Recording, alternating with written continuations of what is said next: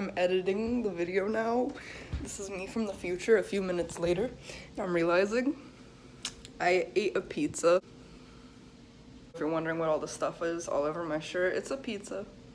Just thought I'd let you know, that's all. I'm cleaning my glasses with a piece of toilet paper because I'm breaking the habit.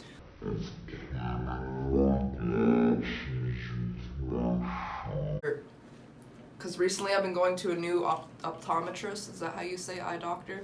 A new eye doctor, and they told me about how the main reason they have a lot of people complaining about their glasses and returning them is because they have a whole bunch of different layers that make up the glass, especially if you have like, you know, depending on your prescription for your eyes. But whenever you use your shirt to dry off your glasses, even with sunglasses especially, this happens, the layers get eaten away and worn off because we use laundry detergent, we use bleach, we use a whole bunch of different, or at least a lot of us do, stuff to wash our clothes. And all those chemicals in your clothes breaks away and breaks down each barrier. So in sunglasses, it breaks down all of that tint basically. So if you ever have sunglasses that seem to like wear off, it's probably because you're cleaning them with your shirt. So yeah, just figured I'd share that little tip real quick before we get into today's video, so I can see, whoa.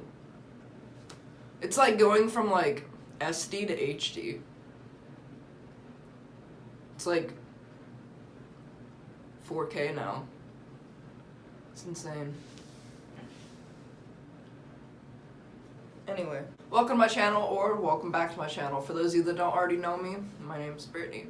If you're new here, feel free to... It's been a while since I recorded this intro, shoot.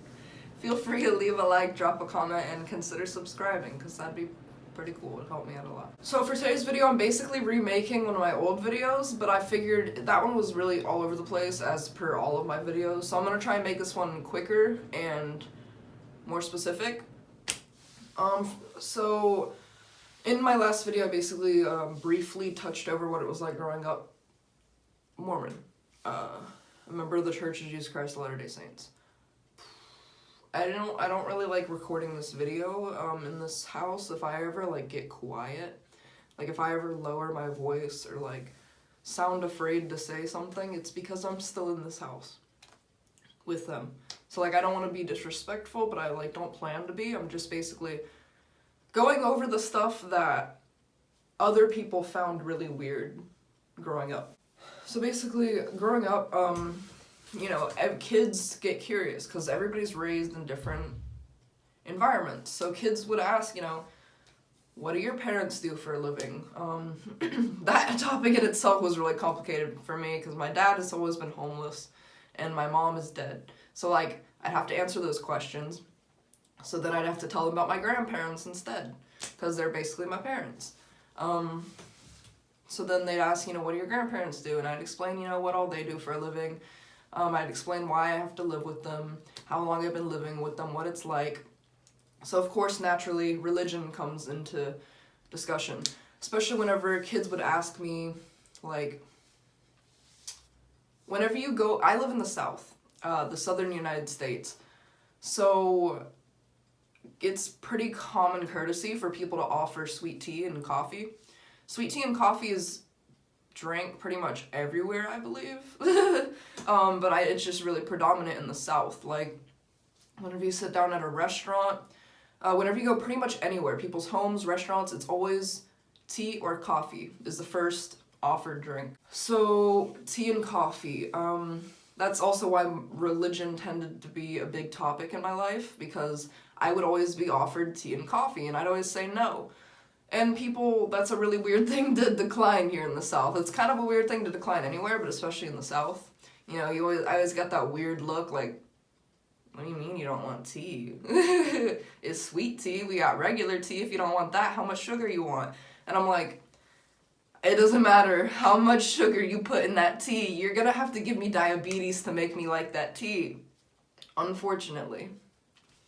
Same thing with the coffee. They'd give me that weird look like, what do you mean you don't like coffee? You don't like tea and coffee? What's wrong with you? Like, I don't blame you because I smell coffee, I smell tea, I smell it everywhere I go. And like, it smells so good. It really does. It honestly smells so good, but I just can't like it. I have tried it.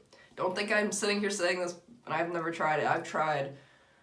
You don't know how many people in my life I've met that have been like, bro, just trust me. I can make it perfect for you. I can make this tea. I can make this coffee taste like no other coffee and tea you've ever tasted before. I've had so many people say that. And I taste it. I'm willing to try new things. As evident by all of my other YouTube videos. I'm a little bit too willing to try new things. I'm really open-minded, so I'll try your coffee, your tea, however good you think you can make it. And I've tried so many people's coffee and tea so many different ways at Starbucks, everywhere I go, just trying on a mission to make tea and coffee taste good for me. Tea and coffee is an acquired taste. Growing up Mormon, if you're unfamiliar with it, you're not.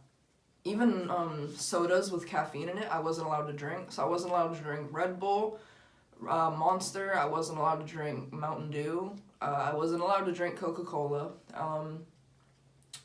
I wasn't allowed to drink anything with caffeine in it, basically. So I could have Sprite, I could have certain root beer that didn't have caffeine in it. I could have Coca-Cola that was specifically decaffeinated. Sometimes I would ask if I could try decaffeinated coffee when I was little, and they would still say no. The reason being is they basically believe it is a drug, but in the same sense, sugar is also a drug. Carbohydrates are also a drug. There are a lot of other things that would fall under the category of being a drug by altering the chemicals in your mind. Not just caffeine, but they mainly saw the caffeine in the coffee and the tea and the soda drinks, all of that as a drug. So they didn't drink it. There are some Mormons that don't hold that same belief. It's in their scripture, the Book of Mormon. I could pull it all up. I still have my Book of Mormon, my whole Bible, of everything, but I'm just not going to go through. But you can look it up somewhere. You're not supposed to drink caffeinated beverages, tea, coffee. It's a no-no. But some of them still do. Like one of my best friend growing up, her mom would drink coffee and she would be allowed to drink caffeinated sodas. It really just depended on each family, but the diehard Mormons, like my family, no caffeine. So yeah, that was always just the first main weird thing to other people that's kind of stuck with me predominantly out of all of them. So that's going to be the first one. Second one would be not allowed to swim on Sundays or go shopping on Sundays. So Sunday is considered a day of rest for every religion, not every religion obviously, but a majority of the mainstream religions believe Sunday is the day of holiness and a day of rest. All of that. They believe so much that this was a strict day of rest that we weren't allowed to go shopping, we couldn't go out to see a movie. Anything that made other people work, even though none of them were the same religion obviously, because they had no problem working on Sundays, they just didn't believe in making other people work or working themselves on Sunday. So we had to stay at home. We weren't allowed to swim either because or even do like sports. Like I wasn't allowed to do anything on Sundays, basically. I had to stay at home or go to a friend, like my best friend who was also in the church. It always had to be a member of the church that I hung out with. I wasn't really allowed to hang out with many people from my schools. I did, but it was only for like a couple times. And then those friendships never really like stayed as prevalent as the friendships that I had in the church, because that's kind of how my grandparents like wanted it. Like there were tons of kids growing up like all around me in my neighborhood, and they told me that there weren't any in my neighborhood because they didn't want me to associate with those kids in my neighborhood because they knew that none of them and their families withheld the same standards. So yeah, it was basically to them riskier to let me be friends with people outside of their religion because they could introduce me to outside things that their families do, like say drink, maybe smoke, cuss, swearing. I wasn't allowed to say the word dumb or stupid or Jesus, or God, or Christ, because all of those were swear words, or piss. Piss was also a swear word. But I think dumb and stupid were the dumbest and stupidest swear words that I wasn't allowed to use. I wasn't allowed to use the word dumb or stupid until I was about 15, 16. And then there's also the baptisms for the dead, which I briefly touched on in my last video. Those would take place, so when you're 8 years old was when you get your first baptism. That's when unless you're like a convert, which means you weren't originally a member, and then you join, say at like 16, then you'd get baptized then. But like, if you were born into the church, then you get baptized at 8 years old. They basically interview you before you get baptized, and they ask you a whole bunch of questions to see if you're worthy to be baptized. Most of those questions, see, the way that you would be deemed unworthy would be if you had relationships. They would ask you if you've ever had, like, been in a keep in mind, you're 8 years old. They ask you if you've ever been in relationships, like, inside the church, outside the church. And they ask you if you've ever been sexual in those relationships, if you've ever, And keep in mind, I'm 8 years old. I'm 8 years old. Let me say it again, I'm 8 years old. And they'll ask you if you've ever watched pornography. And if you don't know what that is, then they just say, okay, so you've never watched it. They ask you if you've ever masturbated. They ask you if you've ever done drugs. If so, what kind? Have you ever smoked cigarettes specifically, done other street drugs, like illicit drugs? Basically, those things are the things you're not allowed to be or do. So those are the things that would be that would make you unworthy to go. Like, if you just do any of those, then you're unworthy to go. That, or if you use the Lord's name in vain, do you currently uphold, like, the church's standards? Do you currently abide by the 10 Commandments? The 10 Commandments are pretty much the same as other Christians' 10 Commandments, so basically gotta abide by those. Don't steal from your neighbor. Don't have sex with your neighbor's wife. Don't steal, all of that good stuff. So as long as you abide by all that, you're then worthy to be baptized. So once you get baptized at 8, you're then confirmed a member of the Church of Jesus Christ of Latter-day Saints, and then they dunk you under the water. They do baptism by full immersion. So basically you're standing in a whole oversized bathtub, and a man has to hold your hand like this, and then he holds like the back of your neck with his other hand. So he's basically holding your hand. This is my hand. He holds it like this, and then he holds your like back or your neck, and then he like says this whole mantra thing, like this whole blessing, and then he basically, with this hand holding your hand, he makes you plug your nose, and then he basically makes you do a whole back bend, but you're kneeling down. So like you hold your nose, and he holds your nose for you, and then dunks you completely under the water until you're completely submerged, and then pulls you back up. That's why they hold your nose, because if you did that and didn't hold your nose, you'd get water all up in your nose.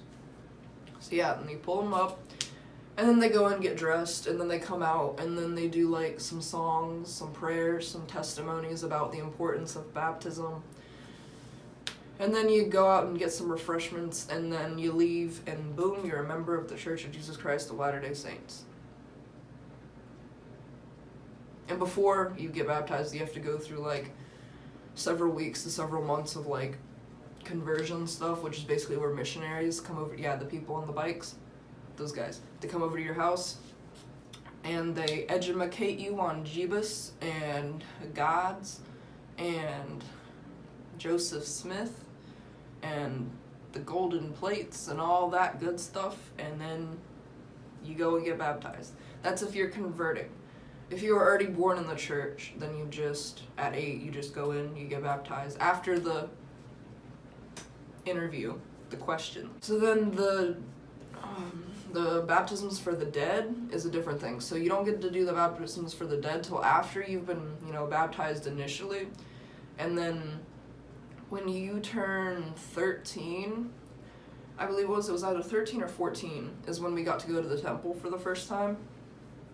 So the temples are located all over the world. I believe there's Mormon temple. There are several, I think there's 2 in Florida. There's like 1 in, I think like 2 in Utah. They're like all over, and then there's like 1 in China, I believe, or 1 in India, or 1 in Japan. Like they have different temples spread out all over the United States. You could look them up, they're everywhere. Several different countries around the world. Basically, once you're 13 or 14, if you were born into the church, or if you're a convert older than 13 or 14, you can go into the temple after you've been baptized. And at 13 or 14, you're only allowed to access 2 parts of the temple, which is the main lobby and then the area where you do the baptisms for the dead. So when you go into the area for the baptisms for the dead, it's all white, first of all. Almost all of the temples are all white, and on the inside, everything is all white. The people that work inside are all wearing all white. So you go downstairs, and then there's this font. I'm speaking on the Orlando temple specifically. That's the main one that I would go to. So if you want to look up how it looks on the outside, it's all white.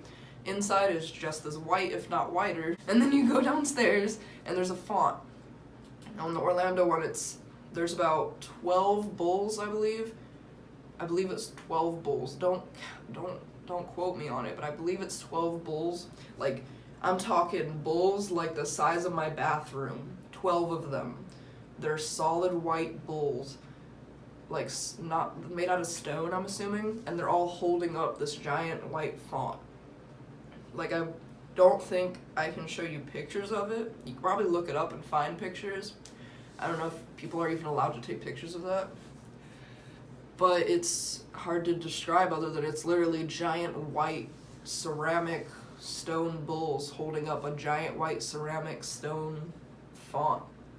It's basically filled with, it's like an oversized bathtub, but for like Michael Jackson's great-grandfather or some shit, because or for the Queen of England. Like, it literally looks like something only the Queen of England would take baths in. It's just giant and like extravagant. So basically you go into this room before you get to go to the font, and you have to get like this whole rundown of what to expect, what to do, and then you go to this one lady who gives you an outfit which is all white. It's like a jumpsuit. It zips up, and you get white socks, and you get like white underwear, white bra if you need it. And then you go into these rooms, and then you pretty much put on the outfit, so the white jumpsuit and the socks and all of that, and then you go into this room where they basically bless you. They give you a blessing. Now blessings I'll have to get into in a minute. That's a whole nother thing. I didn't want this video to be long, but there's just so much weird stuff that I can like go on about. Anyway, so you go into this room, you get the blessing, but instead of the regular blessing where they use your name, they're basically blessing you for the person that died. So the reason you're at the temple is to do the blessings or the baptisms for the dead. So basically you are getting blessed and baptized in that person's name. So they're baptizing and blessing you, but they're doing it in the dead person's name. So they're basically baptizing and blessing you for the dead person that never got to get baptized or blessed. So they basically believe that they're converting the dead people. So basically, for instance, I was baptized for my dead grandmother. So not the one that I live with, that's Mormon, but the other one. My other grandmother killed herself. She shot herself in the head. Or no, the stomach, sorry. Not the head, the stomach. She shot herself in the stomach. So I was baptized for her, because she was never a member of the church. She was never Mormon. She was Southern Baptist, I believe, or Catholic, something like that. So they gave me her name, they sat me down, they gave me a blessing, but they called me by her name instead of my name. And I went into that font, held up by the bulls and stuff, and a dude, did the whole thing just like my original baptism when I was 8. And he basically held my nose, dunked me over, but before he did that, when he said the mantra thing, he used her name instead. So I baptize you, and then my dead grandmother's name, and then you are now a member of the Church of Jesus Christ of Latter-day Saints. And then dunked me under, pulled me back up. And then now, supposedly, my dead grandma is a member of the Church of Jesus Christ of Latter-day Saints because I was baptized in place of her. Because she's dead and was never a member to begin with. So now let me explain what blessings are. Blessings are another predominant thing that like weirded a lot of people out that weren't a member of the church, because my grandparents would always ask me to ask my friends and their family if they wanted blessings, and then they'd be like, what do you mean, do we want a blessing? And then I'd have to like go through the whole explanation of what a blessing was and why they wanted to give it to them. And then I also felt the need to explain that they didn't have to if they didn't want to, which my grandparents would never say, but I did. Basically a blessing, so whenever I had a friend that was like really sick, or their family was like dying or very sick, or say they lost their job, or say they're just going through trials and tribulations in their life.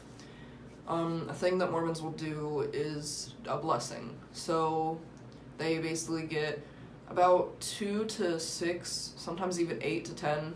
I think it caps out at like 8 to 10 people. Usually they do it between 2 to 4 people. They have to be anointed members of the priesthood. So in the Mormon church, there's different levels to the priesthood. I can't remember all of them. There's a priest, there's like, I can't, you can look it all up. There's different levels to the priesthood. You can just look up Mormon priesthood levels or something. So they have to be like, I think they have to be elders or priests or something like that. They have to be at a certain level of the priesthood to be allowed to do the blessings. They're also the ones that do the baptism. So the dude that holds your nose. And by the way, only men are allowed to be members of the priesthood. Only men are allowed to be bishops, which are the priests basically. I think that's pretty common with most Christian-based religions. The women just pretty much take care of the kids and do young women's stuff, so they basically just stick to women and children. Certain members of the priesthood, at a certain level anyway, do the blessing where they basically they get a oil that is blessed. So it's basically like, I believe it's peanut oil or castor oil, some sort of just oil, and then they bless it. So they all put their hands over it and then they bless the oil.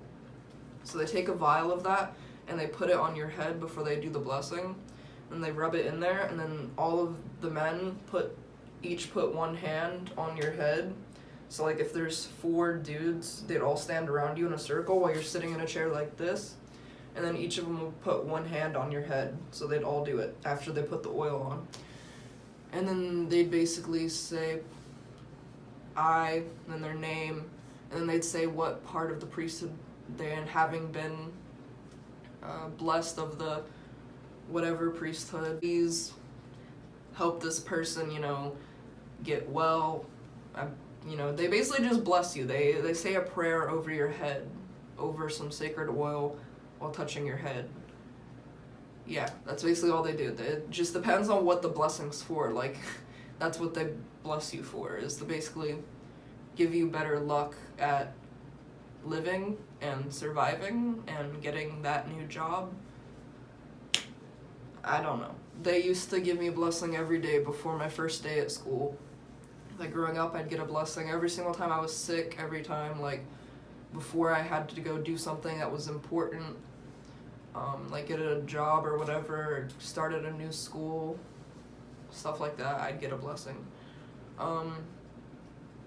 And it was just really weird to have to explain to people that, it's one of those things that was really weird to explain to people that aren't in the church, because it's hard to explain, and like they didn't understand. Yeah, I don't blame them. I think I've covered most all of the like weird things that would just sort of come up in conversation whenever it came to my family's religious background, beliefs, whatever you want to call it. Those are most of the like weird things that like I would have to explain to people, that I'm like trying to do my best to explain to you. It's always been like hard things to explain, so like I'm basically trying my best to explain it to y'all the way I would to other people, and even that doesn't make much sense. So if like anything that I said touched on in this video didn't make quite enough sense, just comment down below and I will answer literally any question that you guys have. I'm an open book. Just ask me. Just don't be rude when you ask. Like, I hate when I say ask me something in the comments and then you just come at me like sideways. Don't do that. Just be nice. Being kind is like 100% free. Anyway, speaking of being kind and it being 100% free, I think the last part that I'm going to touch on in this video is, I don't know, sexuality in the church. So, I believe a majority of Christian religions believe that marriage is to be done between a man and a woman. They believe there are, you can look it up, there are direct passages in the Book of Mormon and the Bible that state, you know, homosexuality is a sin, that state transsexuality, being transgender is a sin. They state that, you know, just a whole bunch of crap about just a lot of hate towards these people. And like growing up with, that's like probably the worst, like, if I had to say one thing that bothered me like the most about growing up Mormon, it would be the hate that I was raised in. And there's really no better word for it. Hate is a very strong word, but that's because that's what it was. It was a very strong feeling of, I was raised and taught that people that were gay, lesbian, trans, bi, pan, whatever, were going to hell. I was raised to believe that if I swore, if I had premarital sex, if I tried drugs, if I, you know, dated a woman, if I didn't dress a certain way, if I didn't, you know, that the punishment to doing all these things would be hell. It's basically a fear tactic, basically to get you to do what they believe is great, what they believe is the word of God, what they believe is pure and holy. They propose a punishment, basically. So if you don't do what we say, if you don't abide by these rules, you're going to be punished by going to hell. That's like the fear tactic. That's to basically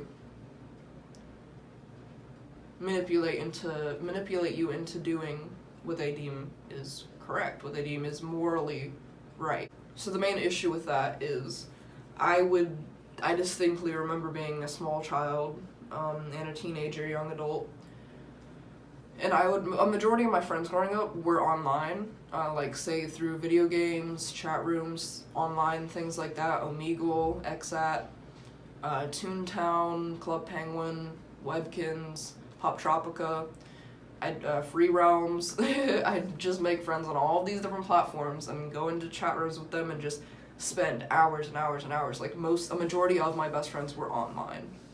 I even got to meet a couple of them in real life, like later on as more of an adult. But I distinctly remember being a smaller child and young adult, and sometimes, you know, the subject of sexuality would come into play, because kids, you know, kids are really curious and they share that curiosity with each other and they learn things from each other, and that's what kids do. So I would hear about how, you know, most of them were, you know, female friends, but there were also dude friends.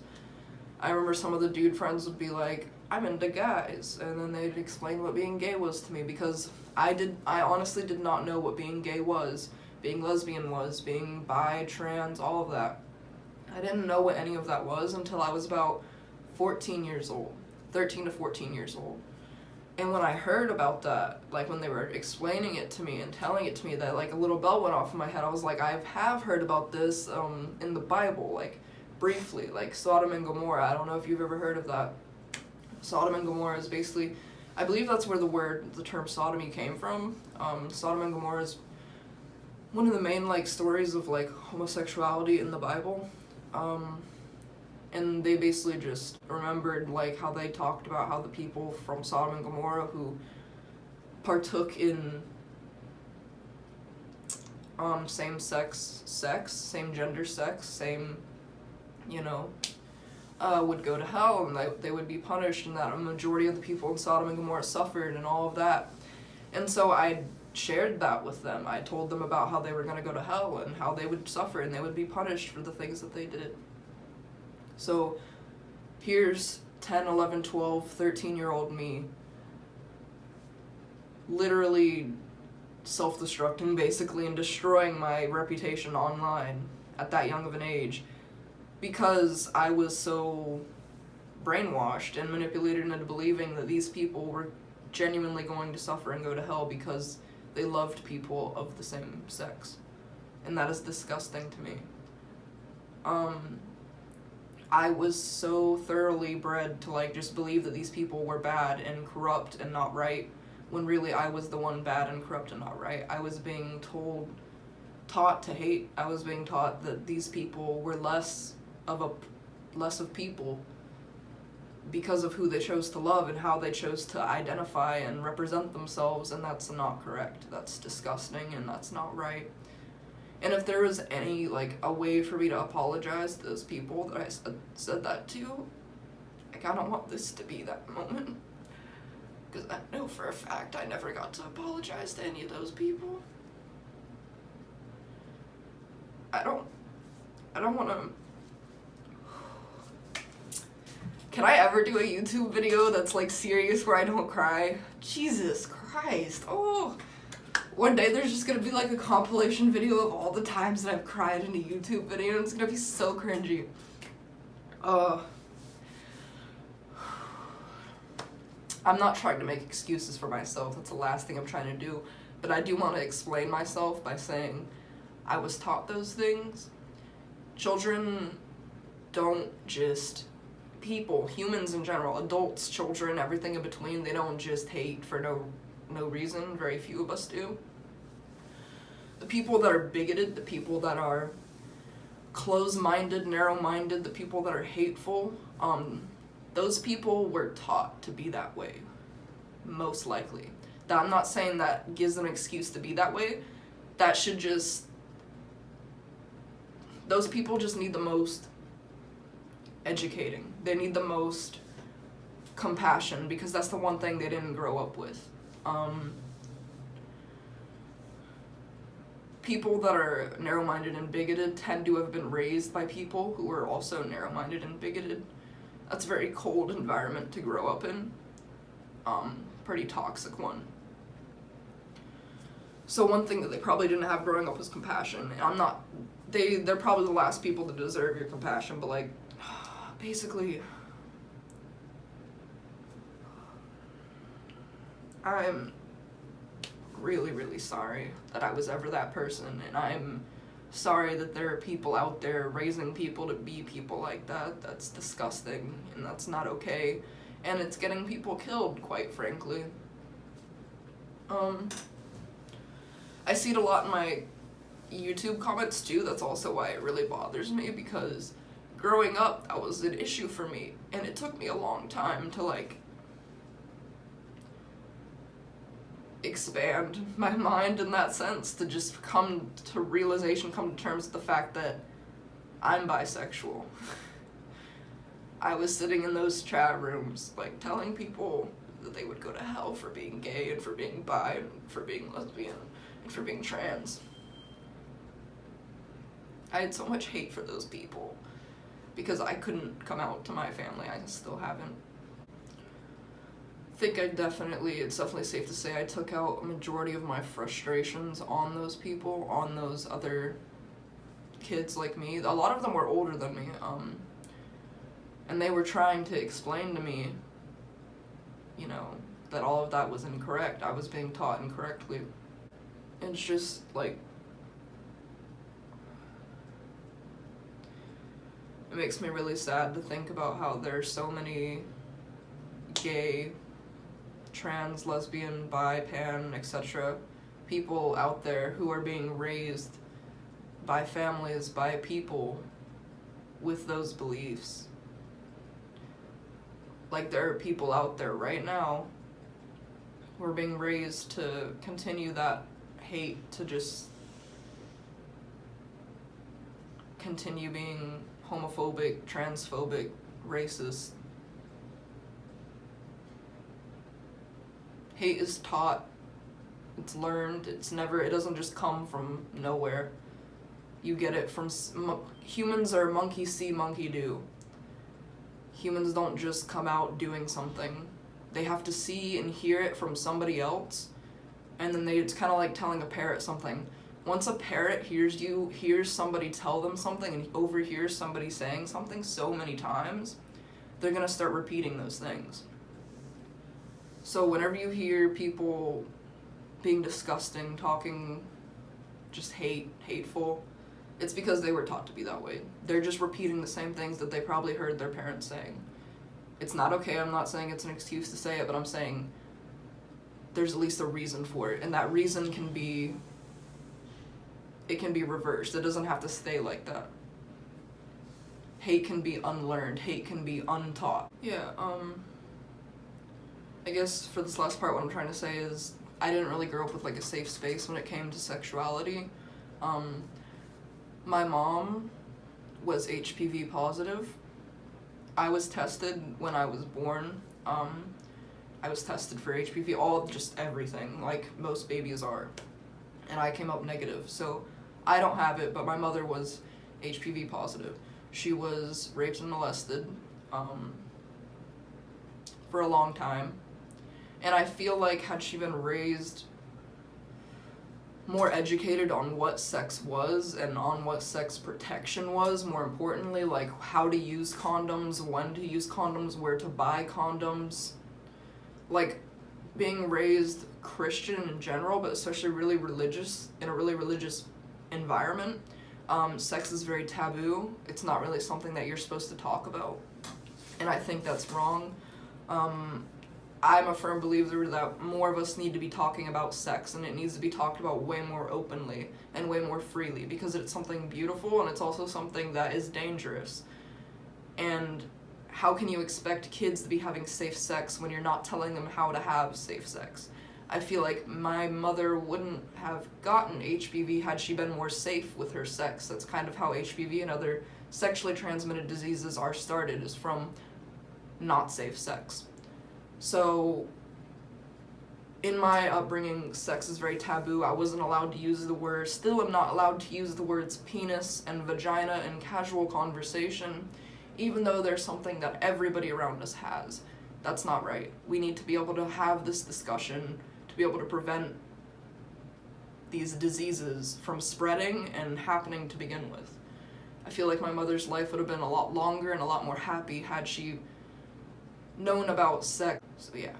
And another thing is, in my upbringing, not only is just general sex sort of censored, but especially same-sex. Same-sex should be treated the same, if not more so. Like, more talked about. I feel like I grew up in a community where, had I brought up anything about safe sex, I would have been crucified, quite literally. It's just not a safe space. There's no safe area to talk about things like that. Even when it came to my own therapy, like, I was put into therapy, but they always tried putting me with, like, Mormon therapists at first, and that wasn't a safe space for me, because I knew that they carried the same beliefs as the people who I felt like I couldn't communicate my sexuality with. It's like I couldn't open up to those therapists, and I couldn't open up to my family. So I sort of just took out those, because I knew I was interested in women and men from a really young age. Like, I remember being in middle school and elementary school, and we'd have to change before PE, and like, I'd have to change in the girls' locker room, and like, sometimes I'd stare at them, mostly because I'd compare myself to them. I'd look at their bodies, and I'd see how they were more developed than me, and it'd make me feel really bad because I was really flat-chested, I didn't have much of a butt, I was chubby, so like I had it all in the wrong places, basically. So I would stare at them mostly because I was examining them, and like I saw them as examples of what my body should look like. But I was also staring at them because I thought they were beautiful and I really appreciated how they looked. I really, like in the same way I do with men, like say you see a man jogging down the sidewalk, no shirt on. So a lot of men and women will stop and admire that, you know, you just look at that. You don't have to catcall them or be disgusting about it. But the same way I would stop and appreciate a man's physique, I can stop and appreciate a woman's physique equally as much, if not more so. And it took me a long time to accept that, so I feel like I was taking out a lot of my frustrations with being told that I was going to hell for having these thoughts in my head, basically. Like, growing up, I knew that I was attracted to both men and women, and I was very afraid, because I knew I couldn't tell anybody that. And I knew that, like, in my mind, I knew that I was gonna go to hell, because I had these thoughts, and it was really, like, it scared me. So I took out these frustrations on other kids. So, like, when these kids would tell me that they were gay, or that they were bi or trans, and I would make fun of them, because I was just equally as afraid that, like, I'd tell them they were going to hell because I believed I was going to hell, just because of who I loved.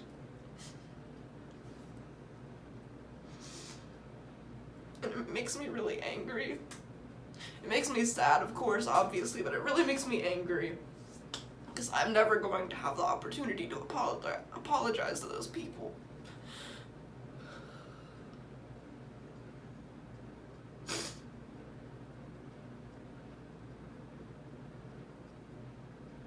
It really makes me angry because I know for a fact that there are other kids being raised in, like, fear of being who they are in the one place that they should be who they are.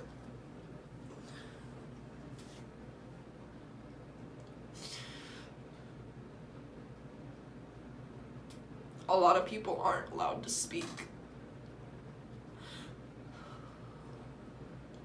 They aren't allowed to speak on their sexuality, on their race, on their religion.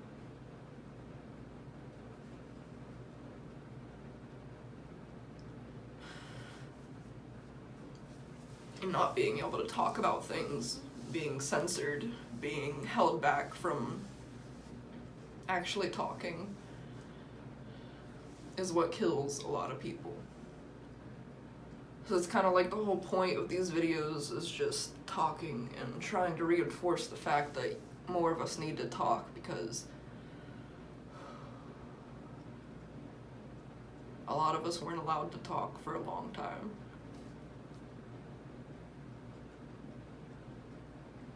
So yeah, I really hope you guys learned something from this video, more so than pretty much any of my other videos. I hope I answered some of your questions. If you have any questions, literally any, ask away. Ask any questions that you might have about literally anything. I don't care, just ask.